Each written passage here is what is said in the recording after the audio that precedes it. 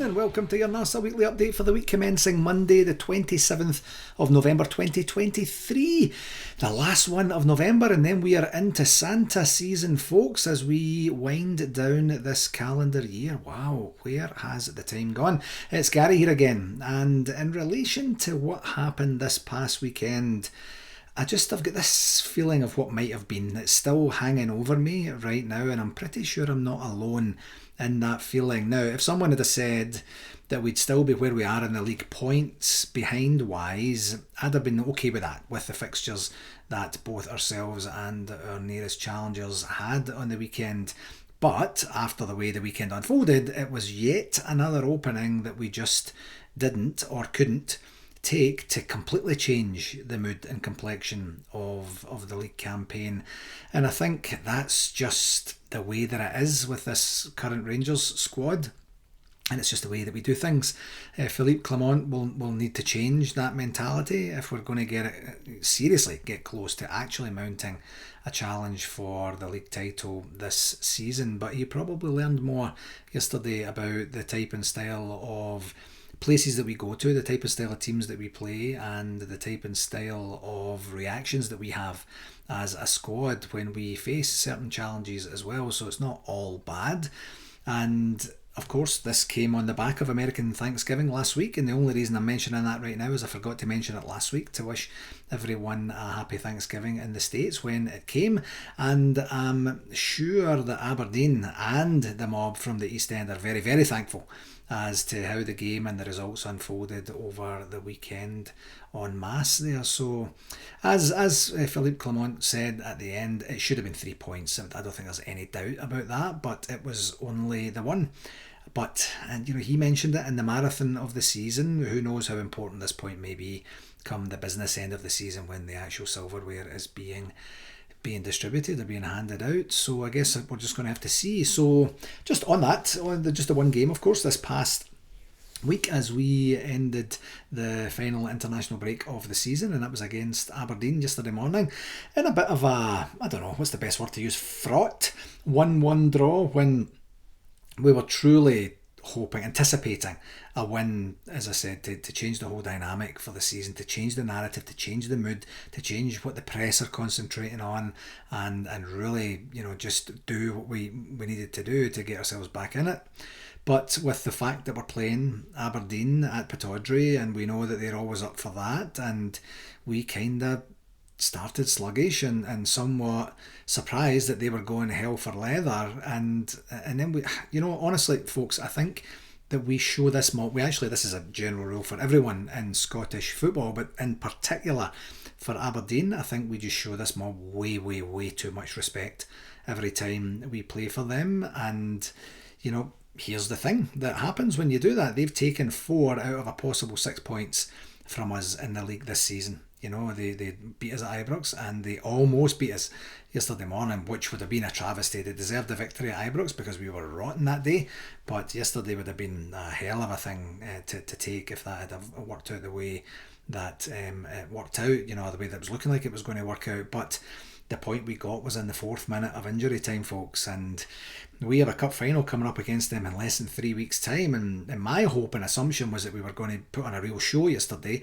as I say, change the narrative, change the mood, change the atmosphere in the entire country, and then march towards the cup final. And I'm having a hard time right now, honestly. I'm having a hard time seeing how we can go into that game confident, fully confident of lifting the trophy. We are going to have a hell of a game on our hands. They raise their game. We know this. They raise their game all the time.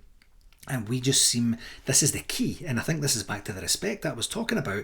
We seem to always dip our game to their level, and this has been the same story for years and years and years with that mob, So hopefully Philippe will have seen enough of them to ensure that this garbage doesn't happen again. As I mentioned in the preamble to today's episode, that he will have learned a lot, I think, from yesterday. The first half I thought was entertaining and quite end to end, but you know, we looked at least half a yard off of it for most of the half, and we weren't as committed to the 50-50s as they were, and it was almost like we were just kind of waiting for something to happen rather than going actually intentionally making it happen. But we did up things in the second half, and we just didn't do enough. We just didn't have enough quality. And to either not hit the bar like we did, or put it straight at their goalie as well. So 1-1 is what it was when it ended up as. And you know, as I said earlier there, and Philippe said it as well, you know, we're in a situation where we got a point when, you know, it was looking likely we were going to get none. So I guess that's a blessing in and of itself. Positives from the game, you know, we did keep plugging away, especially in the second half, and rescuing a point in the 94th minute isn't horrible. We did hit the bar twice and had some absolute clear-cut chances that we put right at their goalie, and that's just the way that our strikers are, or some of our forwards are kind of playing at the minute, you know, and it's unfortunately the goalie was positioned well, and we just put it right in him. But that's the way it goes, and in the moment, honestly, during the game, especially in the first half, it felt kind of awful to me. But looking at the overall stats and looking at the highlights afterwards, looking at the chances created, and the fact that we did equalise very, very late into the game, it is a very, very important point for us. And you know, in terms of how everyone played, not that many got pass marks. You know, Abdallah Sima seems to have went right off the boil this last month or so. I know a couple of weeks of that were, of course, the international break, but I mean the last month of playing time, and the rest of the team were just a little bit, I don't know, leggy is the word I was going to say there, and I don't actually mean that. They were just kind of off. You know, it was just kind of like they were just sleepy. Maybe that's the best word. That said, I thought Cifuentes played really, really well. You know, he is a unit of a guy, and that was great to see. And it was also great to see Rabi Matondo back again, and you know, James Tavernier did what James Tavernier does, you know, being absolutely deadly with the penalty. And that's him scored 6 goals in 6 games for us now. I know that there's a bit of debate, and we were all hurting a wee bit. There's a bit of debate about whether he's a captain of Rangers in terms of, you know, steely determination, will to win, driving the guys forward and things like that. But what we do rely on him for is his contribution to attacking play, and then of course his goals input and contribution from the right back area is just absolutely astonishing. It's out of this world. So, you know, shout out to him for doing what had to be done at the end. Do you know the only wee thing, if I was just to be super critical of this, he scored the penalty, he then ran in to get the ball because there was plenty of time left and it was only going to be one team that was going to score after the penalty, and it was going to be us. And he ran in to grab the ball, and the goalie, he never even blasted it away. The goalie just kind of side-footed it away, and then he just about turned and then ran back to his own half as well, where a wee bit of wrestling for the ball, just actually go and grab it. You know, that says a whole bunch of things without actually physically or literally having to say anything as well. And it was just a wee bit powder puff for me. He probably doesn't want to get involved, doesn't want to get a yellow card or anything like that.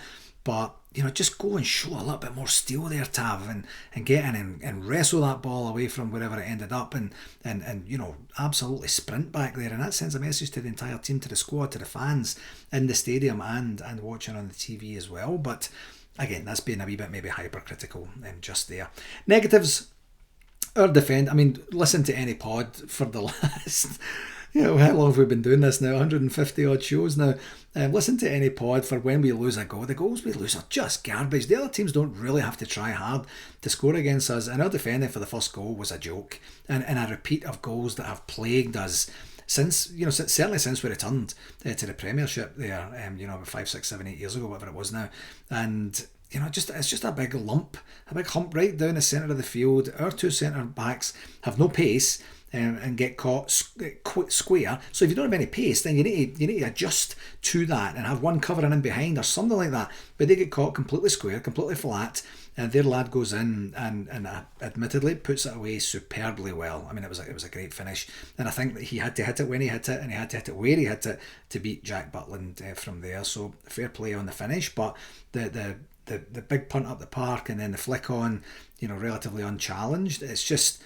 There's just so much wrong with that goal, and the fact that we already had a warning not long before that as well, which of course we didn't heed, obviously, and then we just let it happen again straight after. It's just so ridiculous, it really is. And, Saturday we're all excited and we have an opportunity to really put us on a high and put the EastEnders on a huge downer to get the Sharks out there and all that sort of thing. And we just don't take it. And that is very, very disappointing. I don't think the squad meant it, of course, and I don't think that they were trying to put in a lethargic performance or something that was just a wee bit more abject than we were needing, but they still did.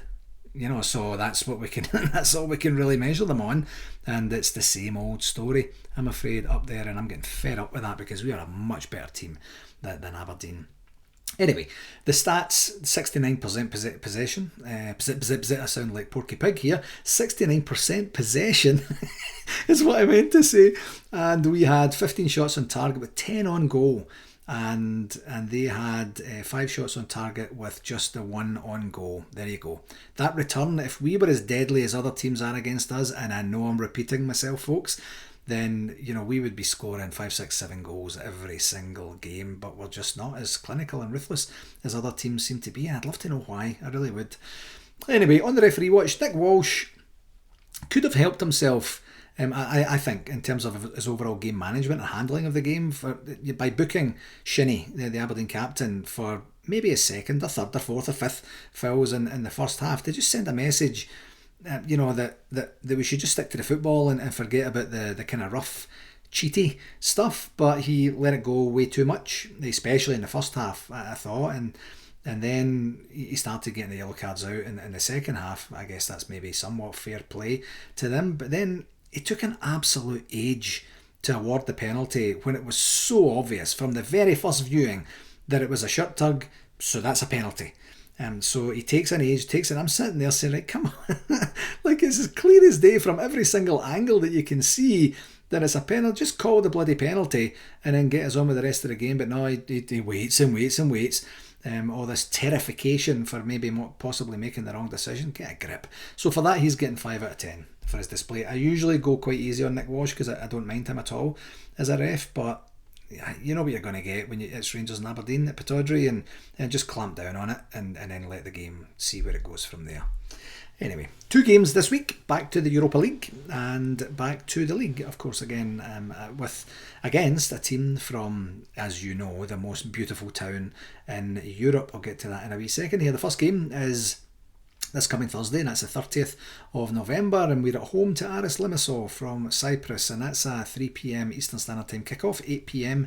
UK. I think we all remember very vividly that our last game against them was a disastrous 2-1 defeat in Cyprus, and what was, as it turned out to be, our first game after the sacking of Michael Beale. We were hoping that Stephen Davis and Alex Rae could do some stuff and give us some hope, but we were just awful that night. Overall, there was nothing really good came from it at all. On this one, the stakes are very, very simple. We win it and we have European football after Christmas, and that was the target from the very beginning. We know what we need to do, and I think we're more than capable of doing this. Now, the one thing I would caution is that Limassol haven't been the fodder on the group that, admittedly, in my ignorance, I thought they were going to be. I have to say, they've actually been very, very competent. They haven't had a lot of heavy defeats, and they've kind of lost. Obviously, they beat us, but they're still in the mix, I guess is probably what I'm saying. So it's not going to be a walkover or anything like that. And I think we really need to be very, very much on our game to just get this done before we have to go to Spain and give ourselves that opportunity to reward ourselves and be happy with what we did in the Europa League in terms of the group stages, or qualification in the group stages. Second game, as I mentioned, in the most beautiful town in the entire universe, is on Sunday, and we are at home on this one. That's Sunday the 3rd of December, and it's a 10 a.m. Eastern Standard Time kickoff, 3 p.m. UK. Of course, this one was moved because of the Thursday European game.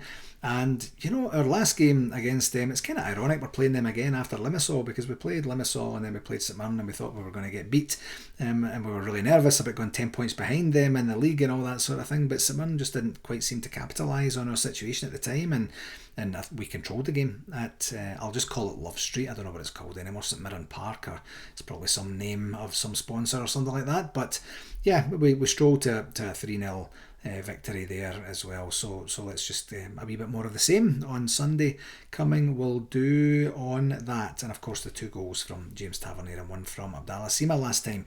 It would be good to see Sima get back on the score sheet, and Tav can just keep it rolling as we go forward. So big week, big week for us as we move forward as well.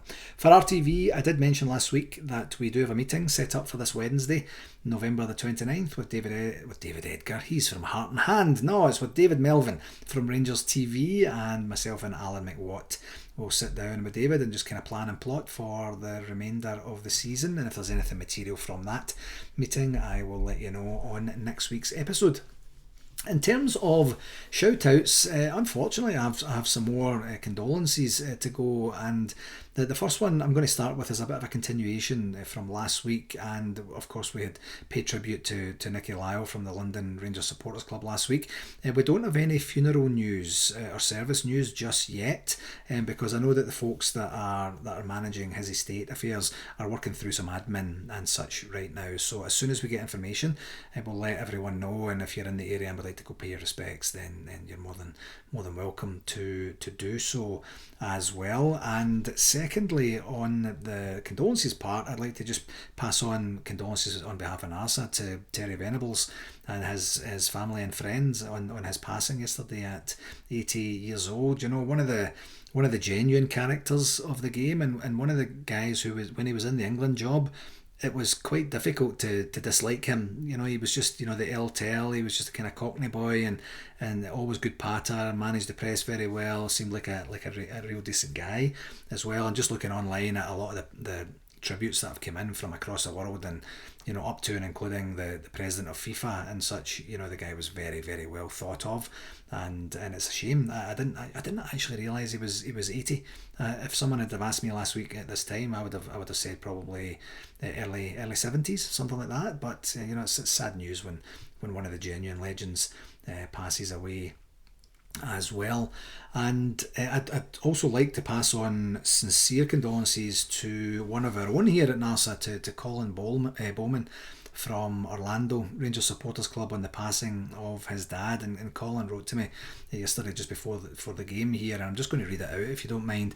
More sad news, and normally I wouldn't say anything, but I feel a memorial shout out for me would be fitting. My dad, Barry Bowman, died aged 82 the day before Thanksgiving, and he instilled my love for Rangers from birth in the 1960s, taking me on the buses when it was his turn to babysit, getting me lifted over the turnstiles at Ibrox, and endlessly talking about Brand and Miller.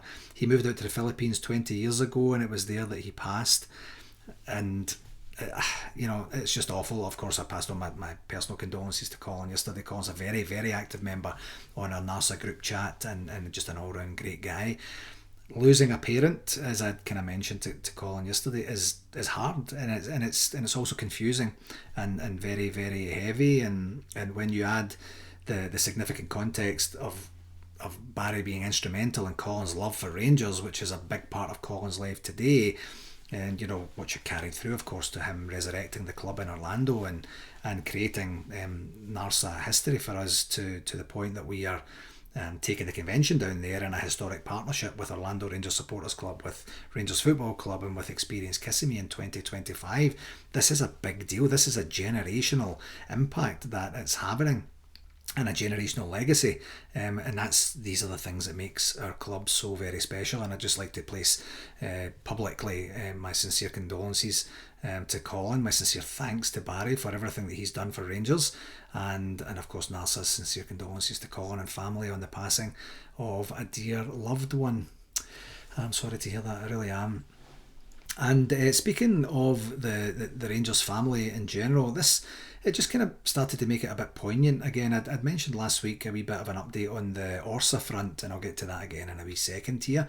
But it made me kind of pause a wee bit, take a little bit of stock and reflect. And I've had in-depth conversations with Blue Noses from Australia, a couple of Blue Noses from Australia, from Dubai. Even reconnected with an old friend from back home, Jim Murdoch, who is the main man for Rhino Express, who has a number of engagements with the club, with the football club that is back home. And Jim was part of the Castle Street Loyal way back in the day, and was always a good laugh, great fun, great entertainment. And so if he's listening, thanks very much for getting in touch, Jim, and it was great to reconnect. And it just made me feel again like we're global, we're genuinely global. And that's a fact. And then when you've got Barry over in the Philippines still engaging, of course, with his son who's in Orlando, and we all generated from the UK and we all have contacts across the world. It's a wee bit of a crumb of comfort for me, and hopefully for other folks that are maybe just kind of struggling a wee bit now as well. And last on the shout outs, I just did want to talk about Alan Frew. Of course, he has the show that's for sale in Toronto, and that's for Saturday the 17th of February. And I did mention last week that I was supposed to be going to see him this Thursday, and I believe that's still the case. So I just need to figure out who is taking my +1 ticket. I don't know if Leo is going to be overly enthused about going to see a guy he's never heard of sing songs that he has never heard on a school night. Leo takes his school pretty seriously, so I don't know if he's going to dingy me, and I'm going to have to try and find another +1. And I believe my love Erin is busy with her kids, shuffling them around to various practices and whatnot as well. So stay tuned on that, and hopefully, as I said last week, I'll get a chance to connect with Alan, or at least see him after the show or something like that, and say a quick hello. On the convention, we do have a meeting. I think I mentioned this last week. I hope I did, with Rangers, with the partnership and events folks at Rangers on Wednesday. What we actually have on Wednesday is we have the meeting with RTV first. No, sorry, we have the meeting with the partnership and events folks first, and that's at 8 o'clock my time, and then we have the meeting with RTV at 9 o'clock my time, and then we have a NARSA executive meeting in the evening, or 6 o'clock on Wednesday as well. So a busy day for Rangers, but time to get back in the saddle. I've taken a bit of a lull after the disappointment of having to cancel New York 2024, and I need to kind of give myself a bit of a shake and start to get a bit more enthused about the work that we're doing, and it's important work that we're doing as well. There was some chatter on Twitter about potentially a host venue down near the Chicago area that Shane Nicholson was kind of proposing, so we'll get some more details from him over the next wee while. We'll see what happens. Nothing official to be had yet. We also had some conversations with the folks in Las Vegas about the same thing. I can't see us not doing anything, but I don't think it will be convention, in magnitude or size or something like that. But that's what I want to talk to the rest of the exec about on Wednesday night. So yeah, looking forward to just kind of getting the creative juices flowing again on that.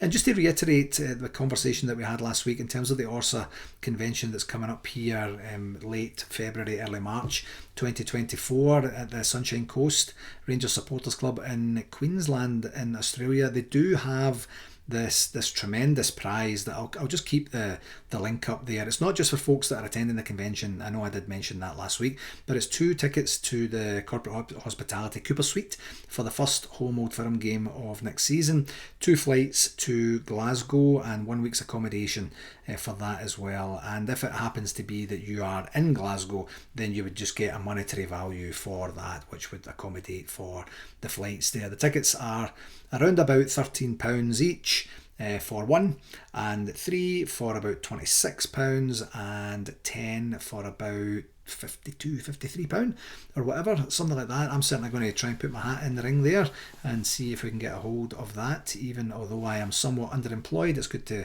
support the boys and girls over there as well. So yeah, looking forward to a wee bit more of an in-depth report for you on the convention front for next week. On the communication front for this week, I'll go through the Gers guide, which was updated. There is a loan review there today, or as I like to call it, the How is Yanis Hadji and Alex Lowry doing review.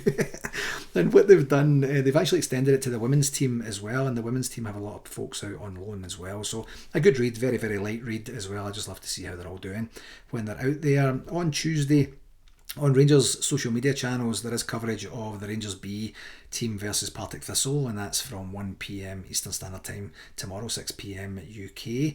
And on Wednesday we have the press conference for the Aris Limassol game, and there is coverage on Rangers TV of open training. There's an open training session that's happening, I guess in conjunction with probably the press conference, where you'll get a chance to go and see what the training looks like and things like that. I'm not sure who it's open to. I'm assuming it's open to just the press, not to the public, but that's going to be there, and you'll get to see information about that on the Rangers TV TV site as well. There's also an international preview for the women's team as well. On Thursday we do of course have the Rangers versus Limassol game. On Friday there's a segment that they're doing now called Top Team, and this one they're featuring Alan Hutton, who's basically going to talk about his entire career, who he played with, what he did, what he enjoyed, and things like that. And those are always a good watch as well. And it didn't mention it on the Gers guide, but I'm assuming the press conference for the St Mirren game will be on Friday as well. But as I say, it's not there.